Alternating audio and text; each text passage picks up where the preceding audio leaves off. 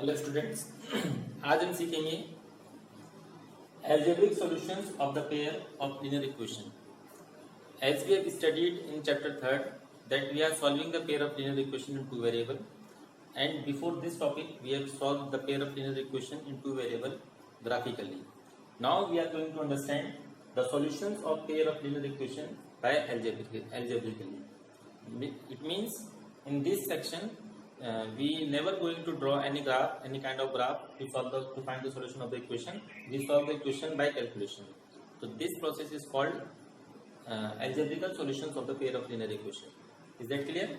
So now let me start the topic.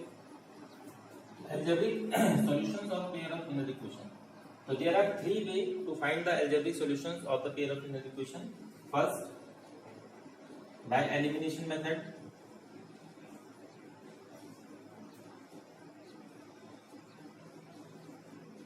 Second, by substitution method.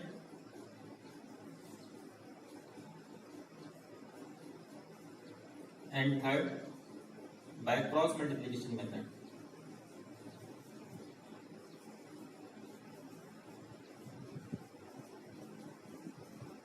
So hence we can solve a pair of linear equation in two variable algebraically in three different ways, either by elimination, either by substitution, either by cross multiplication. तो algebraic solutions हमारे पास तीन प्रकार के होते हैं, elimination के द्वारा, substitution के द्वारा और क्रॉस मल्टीप्लिकेशन के द्वारा। अब हम एक एग्जांपल की सहायता से इन मेथड्स को एक एक करके सीखने का प्रयास करेंगे। तो let us start with help of an example. This example is printed in your textbook as example number 7. So let me start.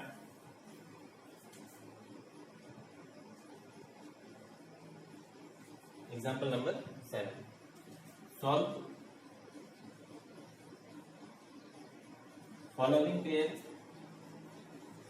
of equation by substitution method. तो माने हमको जो क्वेश्चन है उसको सब्स्टिट्यूशन मेथड से सॉल्व करना है। Question है आपका 7x - 15y = 2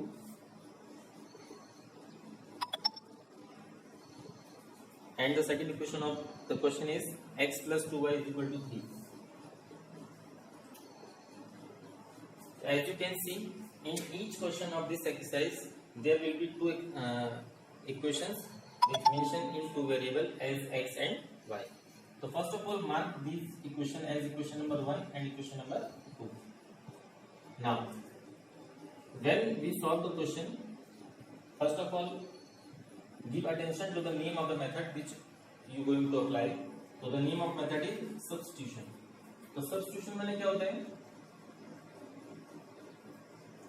Substitution माने होता है to replace किसी एक चीज को एक जगह से उठाकर दूसरी जगह पर रखना, that is called substitution. So how the substitution is applicable in the solution of these two equations? So first of all, we decide any one of these two equations, either it will be 1 or 2. दोनों में से एक equation को आप select करेंगे। तो लिखा मैंने from equation 1. So you can write the equation again, 7x - 15y = 2. Is that clear? After writing the equation, you have to carry the terms from LHS to RHS so that only one variable is remains left in left hand side. आप इस equation में by the process of transformation इधर से कुछ terms इधर ले जाएंगे। इस बात को ध्यान में रखते हुए कि या तो x और या तो y, इन दोनों में से एक वेरिएबल आपने यहाँ छोड़ना है, बाकी सब चीजें आपने वहां ले जानी है। हिंदी में बोलते हैं पक्षांतर, इंग्लिश में बोलते हैं ट्रांसफॉर्मेशन ऑफ द टर्म्स। तो मैंने ट्रांसफॉर्म करना है इन लोगों को इधर, लेकिन किस बात को ध्यान में रखना है कि x को मैंने यहीं पे छोड़ना, ठीक है। तो x किस में है? 7x। तो मैंने 7x को ऐसे रहने दिया और इसके साथ जो 15y है मैं उसको ट्रांसफॉर्म करके RHS में ले गया। तो ट्रांसफॉर्मेशन के रूल होते हैं अपने, तो ये नेगेटिव है तो इधर आगे क्या हो जाएगा? पॉजिटिव। ठीक हो गए? After this the 7 is also together with the x के साथ 7 भी है, तो this must be go और रिमूव फ्रॉम दिस साइड, इसको भी यहाँ से हटाना पड़ेगा। तो ये मैंने x ऐसे लिखा। अब आप देख पा रहे हैं कि 7 और x में क्या रिलेशनशिप है, मल्टीप्लीकेशन का, तो ये इधर आके डिवाइड में आ देगा, तो 2 + 15y/7। This is the most important process to find the solution of the pair of image equation by the method of substitution. Substitution method से हमको अगर सॉल्व करना है तो उसका जो बैकबोन है, जो रूट्स हैं वो ये हैं। अगर यहाँ पे आपकी गलती होगी तो आप आगे क्वेश्चन आपका डेफिनेटली गलत हो जाएगा। तो अब आप ध्यान से देख पा रहे हैं कि पहले दोनों इक्वेशन में से एक इक्वेशन मैंने सिलेक्ट किया, फिर ट्रांसफॉर्मेशन मैंने फॉलो किया। पहले मैं 15y को उधर ले गया, फिर मैं 7 को नीचे ले गया। आगे समझ में? अब इसके बाद हमने सब्स्टिट्यूट करनी है x की ये वाली वैल्यू दूसरी इक्वेशन में। तो by replacing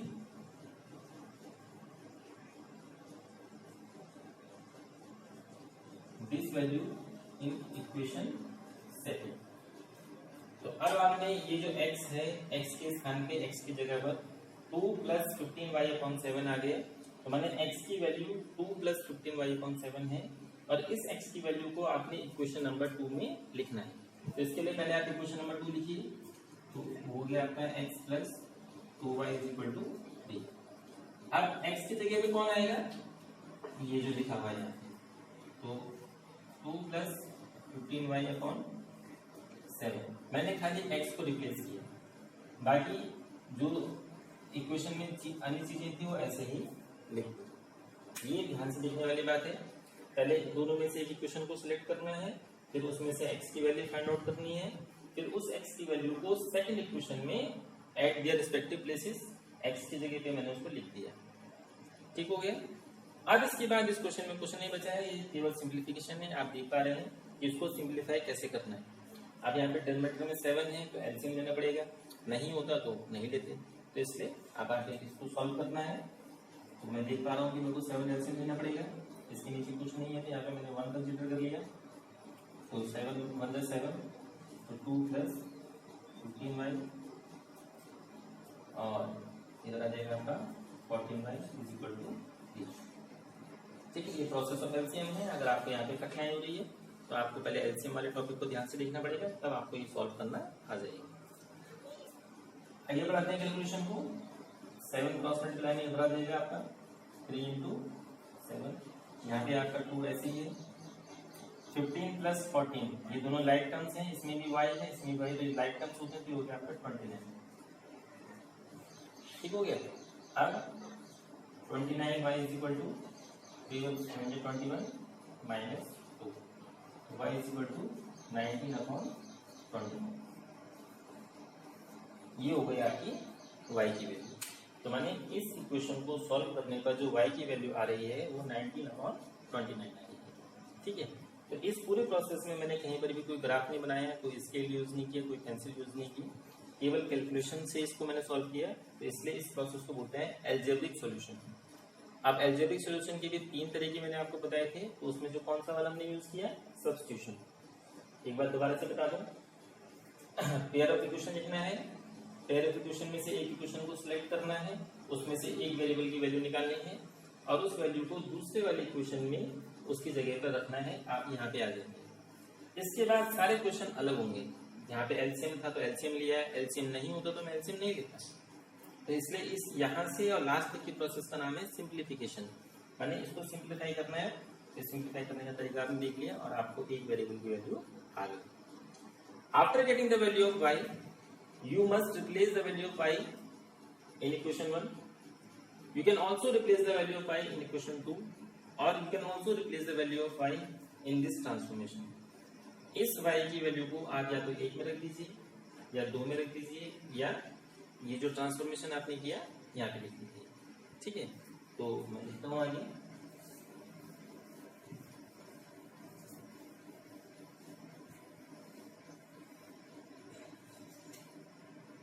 by replacing value of y in equation 1. So for that you will write the equation 1 again. 7x minus 15y is equal to 2. अब 7 और x ऐसे रहेगा, 15 और y की प्लेस के आगे आपका 19/29 is equal to 2. ठीक है। अब ये सिंपल कैलकुलेशन है, मल्टीप्लिकेशन होना है। 15 का 19 से, फिर मल्टीप्लिकेशन के बाद ये ट्रांसफॉर्मेशन होगा, फिर एलसीएम होगा, फिर x की वैल्यू आ जाएगी। मैं कर देता हूँ आपके लिए 7x माइनस, अब ये 15 से 19 को मल्टीप्लाई कीजिए तो 15 आएगा, 135 का 5, 13, 15 में 15 और 13 28 अपॉन 29। आप इसको ट्रांसफॉर्म कर दीजिए आप उधर,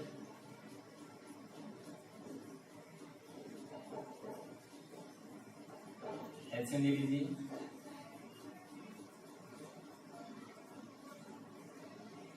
सॉल्व कर लेंगे इसको भी हम।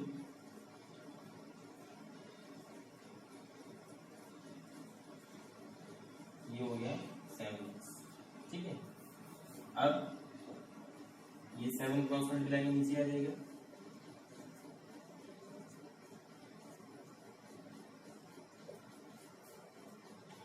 ठीक हो गया।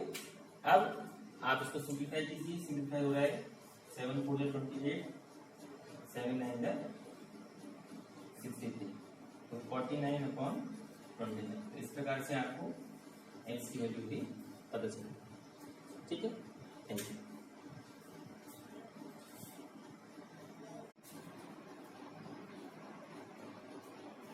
अब हम सॉल्व करते हैं एक्सरसाइज 3.1 3.3 एक्सरसाइज 3.3। जैसे कि हमने अभी केवल एक ही मेथड सीखा, सब्स्टिट्यूशन, तो we will solve the question based on the substitution from this exercise only. So the first question of the exercise is solve the following pair of linear equation by the method of substitution. Question number 1. First part of this question is x plus y is equal to 40 and the second equation is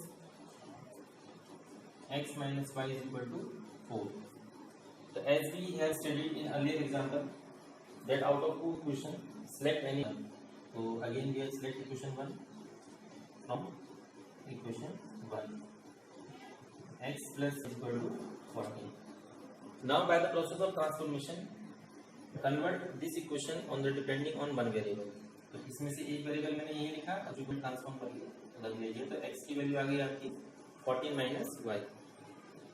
After getting the value of x, write the equation value in second equation. So replacing this value in equation 2. For this you will write equation 2 again and at the place of x you will write 14 minus y. तो इस जगह पर आपका क्या आ जाएगा 14 minus y, ये अपनी जगह पर है और ये 4। बहुत ध्यान से देखिए, ये x जहाँ पे था x के बदले 14 minus y आ गया, रेस्ट ऑफ द इक्वेशन वैसे ही, ठीक है। आप इसको सिंप्लीफाई करना है, 14 minus y minus 5 become minus 2y is equal to 4 minus 2y is equal to 4। अब ये 14 ट्रांसफॉर्म होकर इधर आ जाएगा, minus 14 बन जाएगा, minus 2y is equal to minus 10, minus से minus cancel out, y is equal to 10 upon 2, it means 5. Hence you will get the value of y how much 5. तो y की वैल्यू 5 आ गई। Simple calculation थी इसलिए आसानी से होगी। आइए right the value of y in equation second. तो जो y की वैल्यू है वो सेकंड इक्वेशन में रखनी है। तो for this you will write the second equation again. अब सॉरी हाँ, तो x माइनस y की जगह 5 आ गया equal to 4, x is equal to 4 plus 5 is equal to 9। तो प्रीवियस एग्जांपल में जो y की वैल्यू निकली थी वो मैंने इक्वेशन नंबर 1 में रिप्लेस की। तो आपको मन में आएगा कि 1 में रखते हैं, तो ऐसा नहीं है। तो इसलिए इस एग्जांपल में मैंने y की वैल्यू इक्वेशन नंबर 2 में। तो आपको दो जगह चॉइस करना है। पहला कि आप कौन सी इक्वेशन से शुरू करते हैं। आप x से फर्स्ट से शुरू करना चाह रहे हैं फर्स्ट से शुरू कर सकते हैं, सेकंड से शुरू करना चाह रहे हैं सेकंड से शुरू कर सकते हैं। जब आपका एक वेरिएबल सॉल्व हो जाएगा तो उस वेरिएबल को आप या तो 1 में रख लीजिए या 2 में रख लीजिए। तो पिछले एग्जांपल में मैंने 1 में रखा था, इस वाले क्वेश्चन में मैंने क्वेश्चन नंबर 2 में लिखा और मेरे को x की वैल्यू आ गई। ठीक हो गया। अब कुछ इक्वेशंस क्या होती हैं जो प्राइमरी फॉर्म में, प्राइमरी लेवल पर स्टैंडर्ड फॉर्म में नहीं होती। यानी जैसे आपने इक्वेशन लिखा कि जो मैंने लिखा था तो ये इजीली ट्रांसफॉर्म हो गया, इजीली कन्वर्ट हो गया, हमारा क्वेश्चन बहुत आसानी से पूरा हो गया। लेकिन कुछ क्वेश्चंस में जो कोएफिशिएंट्स हैं एक्स और वाई की, वो डेसिमल में हो सकते हैं, वो फ्रैक्शनल हो सकते हैं, या वो रूट्स में हो सकते हैं। तो इन क्वेश्चंस को सॉल्व करते समय कैलकुलेशन में थोड़ी सी समस्या आपको आ सकती है। तो इसलिए मैं आपको सजेस्ट करूंगा कि whenever you are solving this pair of linear equation you must convert the coefficients of the equation into the simple form। जैसे इसी क्वेश्चन नंबर 1 का फोर्थ पार्ट है हमारे पास 0.2x plus 0.3y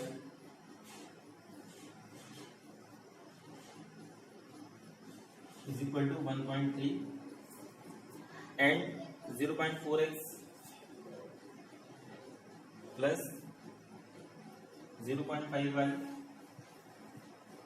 is equal to 2.3। तो यहाँ पर आप देख पा रहे हैं कि इक्वेशन तो सिंपल फॉर्म में है, लेकिन जो कोएफिशिएंट्स है वो किसमें है, डेसिमल में। तो this might create problem during the calculation because it is difficult to carry the decimals together with the calculation.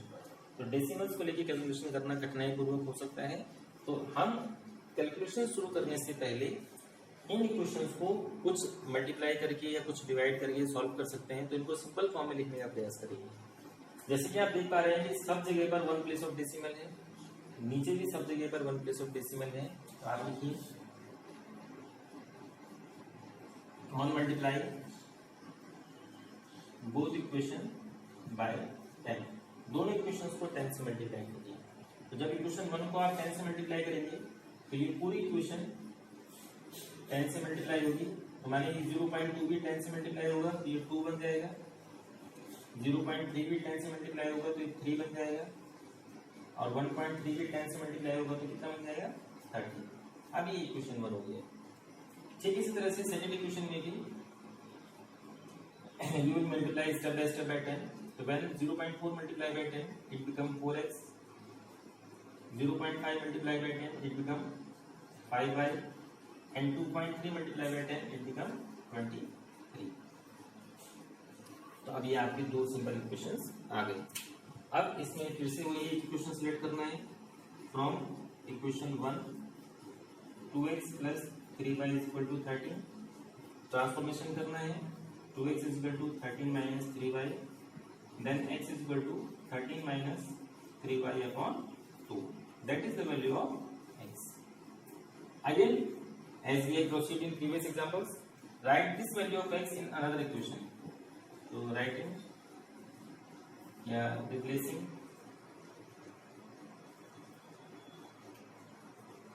value of x in second। So for this, write the equation number second, 4x plus 5y is equal to 23 4। अब x के place पे क्या है आपका 13 minus 3y upon 2। तो 13 minus 3y upon 2, 5y still remains same, 23 still remains same। ठीक है, calculation थोड़ा सा डिफिकल्ट हो गया क्योंकि क्वेश्चन अलग है, लेकिन प्रोसीजर वही है। वैसे ही दो इक्वेशन थे, वैसे ही आपने x की वैल्यू निकाली और वैसे ही आपने x की वैल्यू को क्वेश्चन नंबर सेकंड में लिख दी। अब ये यहाँ पे कैंसिल आउट हो रहा है, 2 2 जा 4, ये हो गया आपका 2, 13 minus 3y, 5y is equal to 23। अब ये मल्टीप्लाई कर दीजिए अंदर, 2 13 जा 26, 2 3 जा 6y plus 5y is equal to 23। ये 26 है, ये शिफ्ट होकर राइट हैंड साइड में चला जाएगा, और ये माइनस 6y और प्लस 5y लाइक टर्म्स हैं, तो सॉल्व करके आ जाएगा माइनस y। और जब ये 26 उधर जाएगा तो ये हो जाएगा आपका 23 माइनस 26। तो finally you will get minus y is equal to minus 3। अब ये माइनस से माइनस कैंसिल आउट हो जाएगा, you will get y is equal to 3। तो y की वैल्यू क्या आ गई आपकी 3। ठीक है, कैलकुलेशन के आप स्टेप्स बहुत ध्यान से करेंगे, और किसी पर्टिकुलर स्टेप में आपको प्रॉब्लम हो रही है आप क्वेश्चन को ब्लेम नहीं करेंगे क्वेश्चन डिफिकल्ट है। क्वेश्चन कोई डिफिकल्ट नहीं होता।